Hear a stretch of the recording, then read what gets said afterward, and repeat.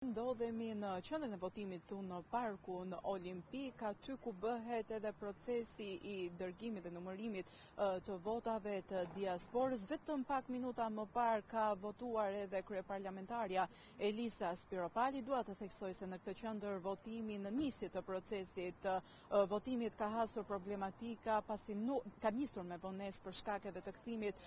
të kutive të votimit mbrapsht, ndërkohë që më pas është rregulluar si problem dhe procesi i votimit ka nisur si normalisht. Ndërkohë, sa i përket diasporës, vota e tyre është një risi në këtë zgjedhje parlamentare të 11 majit 2025.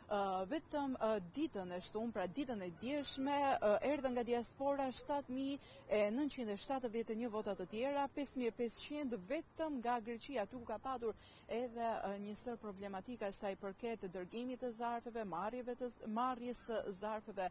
nga ana e emigrantëve shqiptar të cilët jetojnë atje. Megjithatë, nga vendi fqinj mbetet ende një shifër e ulët, duke patur parasysh që mbeten edhe pak orë deri në orën 19:00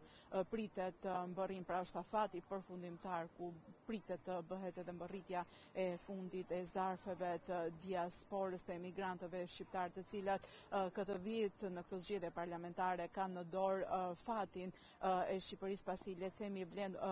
edhe vota e tyre në këtë zgjedhje parlamentare. Numri total i votave të mbërritura deri tani është 181.500 ose rreth 80% të gjithë atyre që janë regjistruar për herë të parë nga jashtë. Në mesataren e totalit të votave në përqindje janë vendet kryesore të diasporës shqiptare përveç Greqisë, e cila ka sjellë deri tani 46.000 vota e 500 nga 68.000 gjithsej ose rreth 66%, por mbetet për të parë në orët në vijim nëse do të ndryshoj kjo shifër, pasi siç e thash dhe më herët deri në orën 19:00 është edhe afati përfundimtar i mbërritjes së zarfeve të fundit nga diaspora shqiptare, të cilët kanë të drejtën për të votuar në këtë zgjedhje parlamentare të 11 majit. Nuk ka më kohë për të dorëzuar zarfet pranë zyrave të DL dhe grumbullimi është mbyllur, ndërsa janë edhe 2 fluturime të fundit që pritet të kryhen gjatë ditës së sotme si proces për sjellpakot e fundit. Nuk do të numërohet asnjë vot nëse do të hyjë në territorin shqiptar pas orës 19:00 të ditës së sotme, pra që është edhe afati përfundimtar për diasporën për të hedhur votën në këtë zgjedhje parlamentare të 11 majit. Numërimi i votave të diasporës do të bëhet në bazë të qarkut. Në momentin kur hapet kutia e parë një qarku të caktuar për votat e Shqipërisë, atëherë automatikisht fillon edhe numërimi i votave të diasporës për atë qark, pra do të vijojë paralelisht me numërimin e votave të qytetarëve shqiptar të cilët jetojnë në Republikën e Shqipërisë, do të vijojë edhe numërimi i votave të diasporës shqiptare. Deri tani mungojnë 43.000 shqiptarë në diasporë që i kanë marrë zarfet, por nuk e kanë kthyer ende fletën e votimit, ndërkohë që dua të kujtoj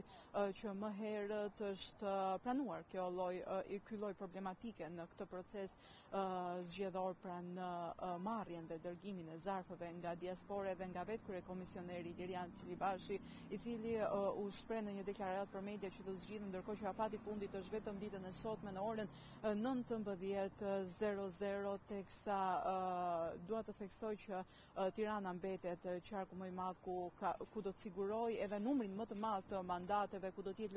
lokomotiva në këtë zgjedhje parlamentare të 11 majit.